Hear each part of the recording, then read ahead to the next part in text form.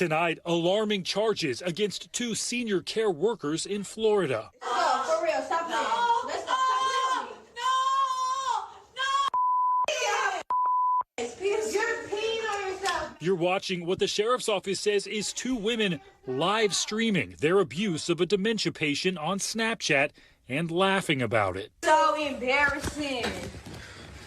I'm sorry, yeah, she embarrassing. Let's go.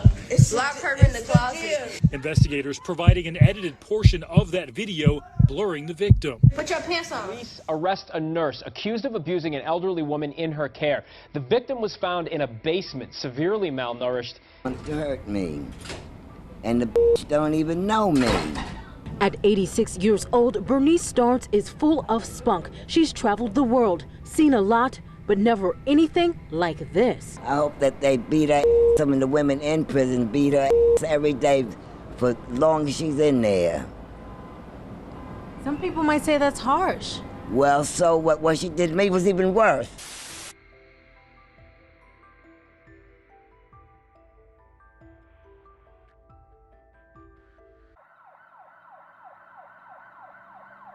Elder abuse is a growing concern that often goes unnoticed until it's too late, and it takes many forms: physical, emotional, financial, and psychological. This home health aide had been living with this 90-year-old woman for about 3 weeks, her family says. And then yesterday, around 4 o'clock in the afternoon, police got a 911 call and a lifeline alert from this house on Linfield Street in Peabody. They say they could hear a woman in the background calling for help, and when firefighters got to the house, they say they saw Sophanie Fidel trying to pull the woman back inside through a door. The woman later told police Fidel had been sleeping all day, hadn't fed her lunch, and hadn't emptied her toilet chair in about 4 or 5 days. The woman says when she confronted Fidel, she became aggressive. She attempted to call her daughter for help, and the defendant physically took the phone away from her to prevent that. She then tried to use the lifeline wrist bracelet that she had on to call for help. The defendant then grabbed her by the wrist and pulled the lifeline wrist bracelet off of her wrist. Police and EMTs say they smelled booze on Fidel's breath and found empty rum and vodka bottles in her bedroom. Fidel was hired by a company called Family Care Plus, based in Connecticut. That company has not yet responded to our request for comment. The judge did release Fidel on $500 bail, ordered her to wear a GPS bracelet, and says she has to move out of the woman's house. One of the most heartbreaking instances of this abuse unfolded recently in Harlem, where an 81-year-old woman, Margie Allen, found herself trapped in a nightmare at the hands of her own family. The ordeal began several years ago when Allen, looking to assist her nephew and his girlfriend during a difficult time, allowed the couple to move into her Harlem apartment. She believed that by offering them a place to stay, she could help them with their financial struggles. Allen thought she had found a kind-hearted ally in her nephew's girlfriend, but the reality quickly turned sour. What started as a simple gesture of kindness soon spiraled into a nightmare of manipulation, control, and abuse. Initially, the couple's failure to pay rent went unnoticed, but soon, the harassment began. Allen's nephew and his girlfriend not only stopped contributing financially, but began imposing severe restrictions on her daily life.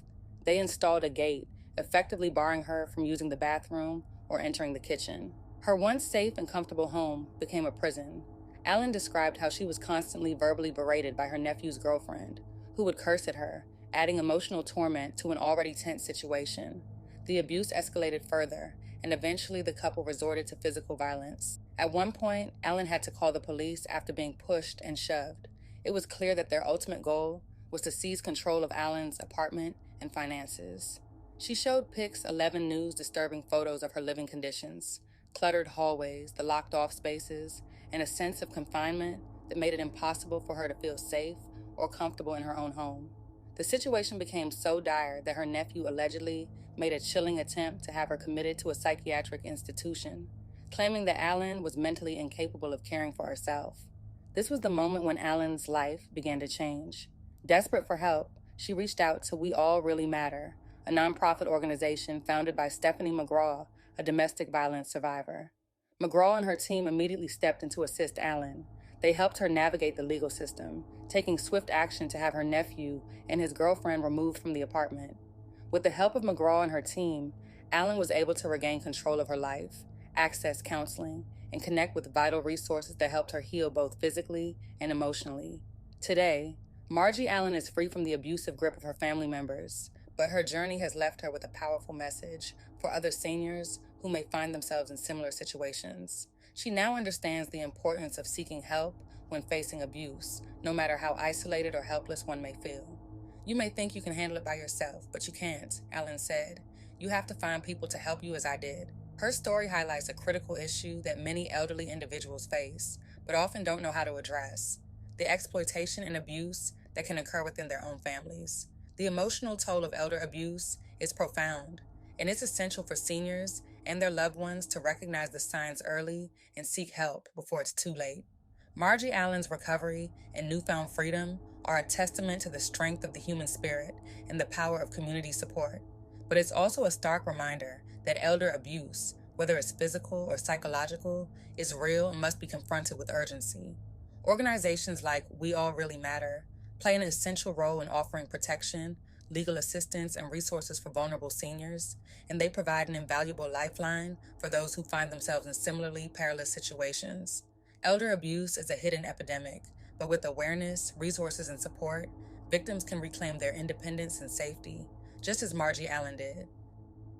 It was so frightening what I went through. And locked up like a prisoner in her own home. Her jailer, she says her own nephew and his girlfriend. It all started after she allowed them to move into her Harlem apartment a few years ago. At first, things seemed okay. The plan was to have the couple help out with paying bills. I thought she was a nice person, and we accepted her. But later, after about a year or so, she was still there. She started getting really ugly, and they stopped paying rent. 81-year-old Margie Allen is describing how things quickly changed. The conditions she endured, allegedly at the hands of her own family. For months, she says the couple made it difficult for her to move freely around in her apartment. She says this gate was used to keep her confined. She put the gate there so that I couldn't go to the bathroom. And apparently the gate blocked Allen from the kitchen as well. And that's not all. I couldn't even take a shower. Allen shows us pictures of what it was like inside her apartment. She says the couple used clutter to block the hallway. That made it hard to leave her apartment on a daily basis. And to top it off, she says there was also verbal abuse. She was always cursing at me. Allen remembers one day things got physical. I was trying to get out of the apartment. He was pushing me back and all. And then by then, that really got upset, you know, that really started scaring me. At some point, police got involved. Eventually, the police came from the precinct, 28th precinct. And then they also came, and he finally opened the door, and then they asked him what was the problem. In the process, they took him to jail. And they explained to me, this man is attempting to have you committed. Committed to a mental institution. With tearful eyes, she tells us the couple had plans to take over her finances and her apartment, and they allegedly went to the extreme. Feeling lost and confused, Allen said she was treated worse than an animal and had no idea what to do. I was just so fearful, and then it was just so hard. It was just so much. I just hate to. It's just, I was able to reach out to Stephanie. She turned to Stephanie McGraw, founder of We All Really Matter, or WARM, a community organization that helps domestic violence victims. At her critical point, this family member wanted the apartment.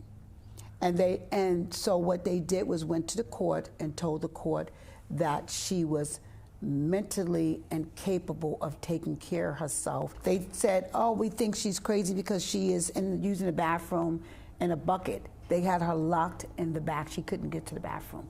McGraw and her team quickly moved in, helped Allen navigate the court system. We went to family court. We got all protection for Miss Allen, got the nephew and his girlfriend out the house. We also, from that, got Margie grief counseling. Now Allen says she's free, doing better, and offers this advice to any senior who may fall victim. You think you can handle it by yourself, but you can't.